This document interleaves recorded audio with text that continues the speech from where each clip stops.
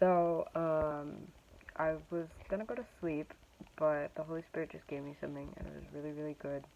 I just want to share a really, really quick, short message, but this maybe answer. I've already talked about this before, but maybe clear up a little more the whole thing about salvation and like why we need it, and um, yeah, why we need it, and why it's God's way or hell, and that's just how it is. Um, like I say, I did, or I don't know if I said this. I did. Sorry, it's late. I did do a video about this before, where I go more into depth, so you can check that out. I think I titled it like, um, "I'm a good person, and why I'm a good person. Why am I going to hell?" or something to that effect. Like, why do good people will go to hell or something. So, spiritually speaking, we are all a lot more guilty than we realize. This is what the Holy Spirit just gave to me. We are all, okay, well, most of us aren't very aware spiritually. Um, and we're definitely not aware of, like, how things of the Spirit work and operate in the rules of the Spirit, right? And so, unfortunately, we've come into agreement with a lot of things that make us guilty spiritually. Couple examples. I can't remember the scriptures. If you see my videos, you know I'm not very good at um, giving the actual reference. But it says something about, oh Lord, what is it? Mm, the words. Oh, power of life and death in the tongue. Now, I want to do a longer discussion on that, but that's going to have to be at another time because I'm too tired right now. But there is a whole spiritual insight thing, backing, like behind the scenes that takes place, honestly, with the words you speak and the mindset that you keep. This is why, um, like you might have heard or even said yourself, like, just speak it into existence, just speak it into existence. While that does kind of teeter more towards the New Age way of thought, there is some spiritual truth to that. Absolutely. I'm not going to get into that, but yes, your words have way more power than you think that they do. Number one. Number two, I was going to say another point with that, but I think what was it? Oh, Lord help me. I can't remember. I'll come back to it if I can. The verses that the Lord gave me when the Holy Spirit spoke to me was um, in Matthew. I want to say it's like 6, but I could be wrong. And he's talking about, I believe it's the Beatitudes.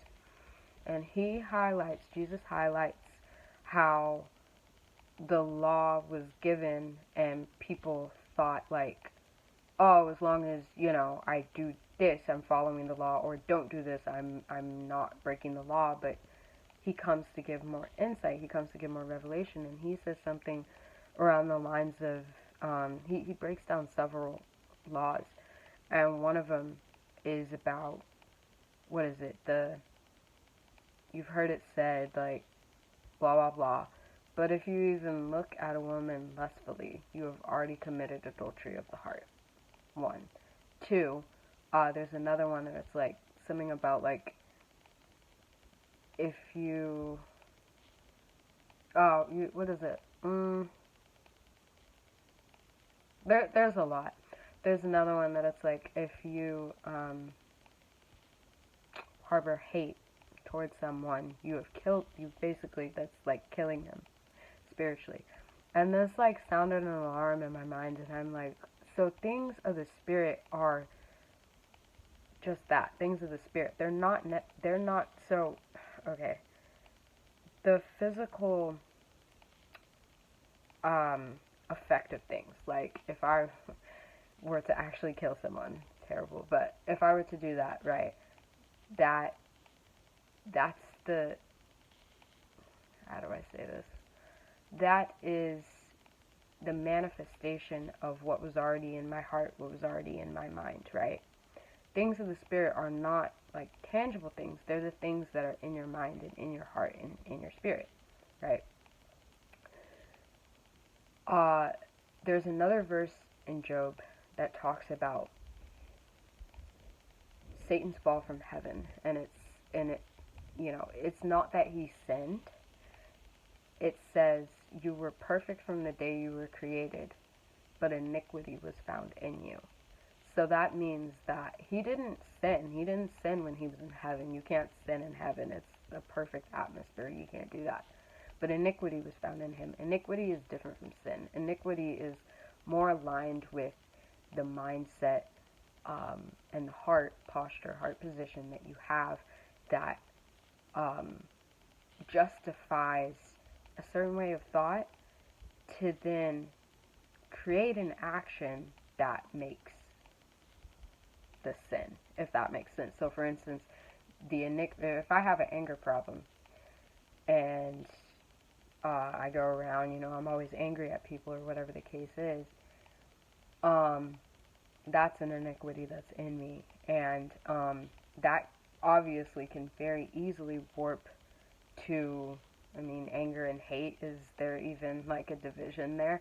I don't know if there is, but it can, we'll just say, it can it can easily warp into hate, and that can easily, or spiritually speaking, that is the same as killing. That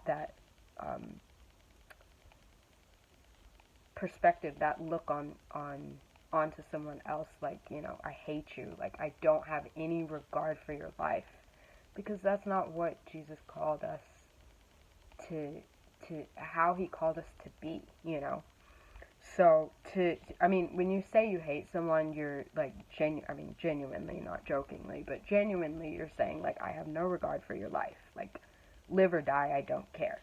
That is so not what how the Lord wants us to look at people. It doesn't work. When you know his love, it doesn't work, right? And another aspect to why